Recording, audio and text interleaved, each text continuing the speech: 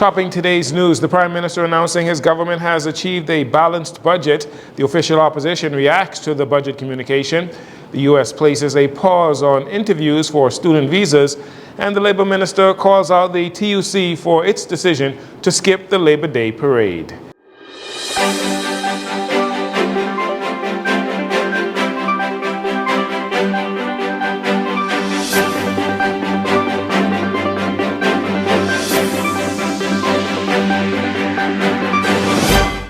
This is your JCN Evening News. I'm Jarino Saunders. Thank you so much for joining us. Prime Minister Philip Davis presented the budget communication under the theme Expanding Opportunities Island by Island. And in that communication, he suggested that for the first time, a government has achieved a balanced budget plus a surplus. In this budget, briefly, our expenditure and policy actions include measures to, for the very first time since independence, we have finally secured the achievement of a balanced budget.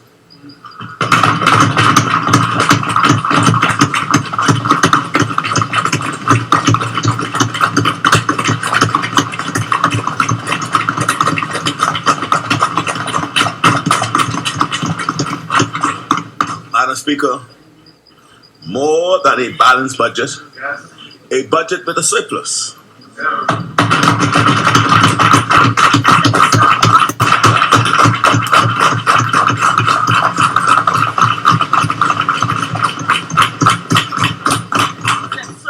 We have modernized government for better and more effective governance. We provide affordability by securing our food supply. We have stimulated private sector investments across the family islands.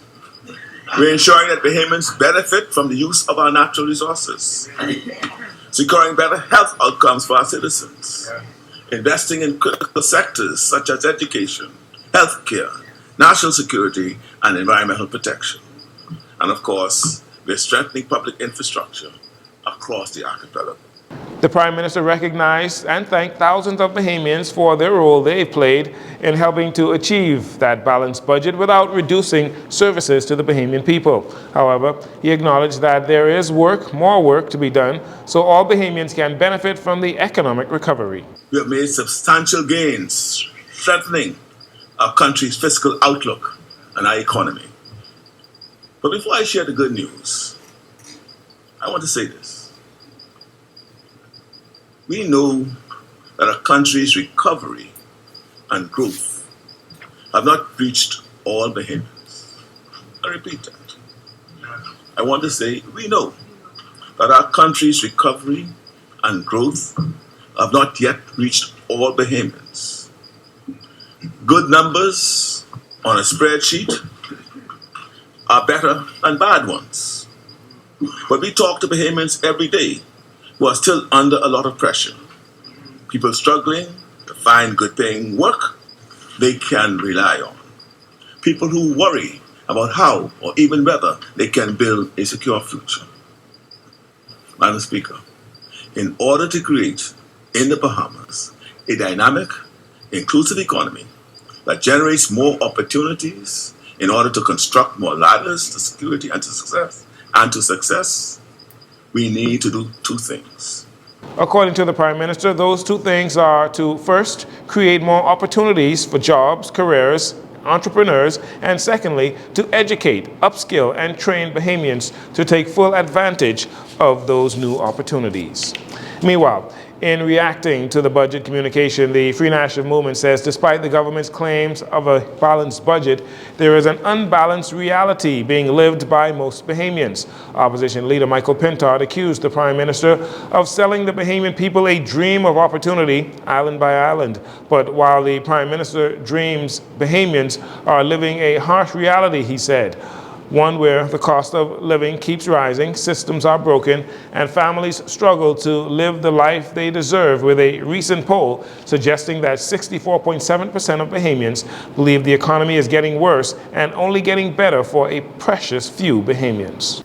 So today, let's tell it like it is and judge this administration by its own standard. The Prime Minister claimed recently that the nation is no longer in a crisis. He said they inherited an economy on life support. But the numbers tell the truth. When the PLP took office, the economy was growing at a 14% pace. Davis said the healthcare system was under pressure, and yet under this government, it's worse than ever before. Ambulances bought with taxpayer money sit idle while they were not, and the fact is they were not road safety ready. Our hospitals are overcrowded, crumbling, and under-resourced. And the promised new hospitals, really it's just that, a promise, words on paper, with no plan for staffing. He said the government's definition of progress should be concerning to most Bahamians. He was also critical of the government's announcement of a historic balanced budget with a surplus.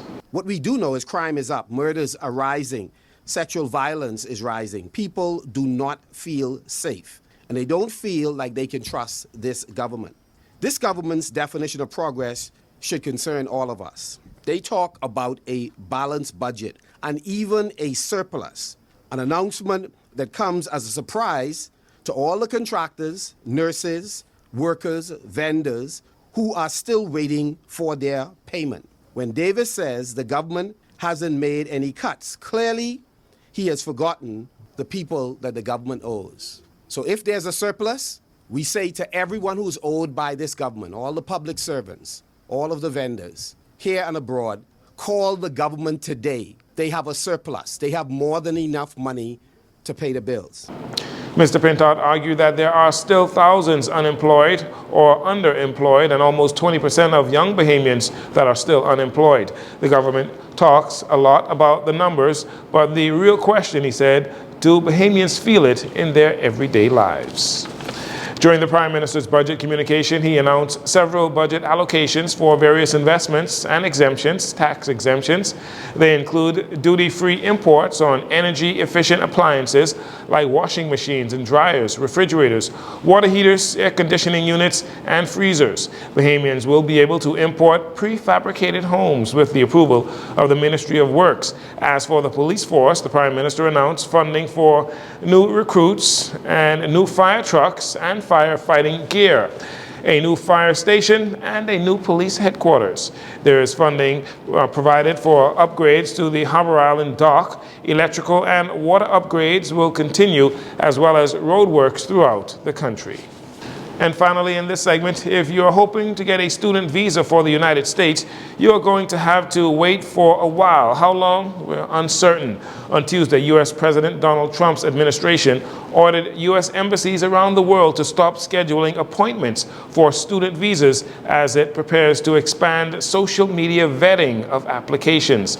And official memo said that social media vetting would be stepped up for student and foreign exchange visas. U.S. State Department spokeswoman Tammy Bruce explained the U.S. government's position. And again, we don't speak about individual visa cases. We don't speak about the nature of the choices made about individuals. We do know, though, that we take very seriously the process of vetting who it is that comes into the country. And we're going to continue to do that. We're going to continue to vet, and we continue to have an interest. Again, whether they be student or if you're a tourist who needs a visa or whoever you are, we're going to be looking at you. I think why that would, it seems to be such a controversial thing that's going on, but it shouldn't be. And every nation should take seriously and does who's coming in. So if you're going to be applying for a visa, follow the normal process, the normal steps. Expect to be looked at, and we go on from there. Exactly what U.S. officials will be looking for and what exactly will raise a red flag for them as they screen your social media accounts is unclear. Asked to share more details, this is what Mrs. Bruce had to say. We're not going to lay out here with the media the nature of the steps that are taken, the methods that we use. That would seem to be a little bit counterproductive, perhaps. But it is a goal, as stated by the President and Secretary Rubio, to make sure that people who are here and understand what the law is, that they don't have any criminal intent, that they are going to be contributors to the experience here, however short or long their stay is. And so the details of which I won't reveal, but it's one that will hopefully achieve our understanding of who deserves to visit this country and who does not. Hundreds of Bahamian students and student athletes will be impacted by this new policy. We'll take a break here. We'll be right back following these commercials.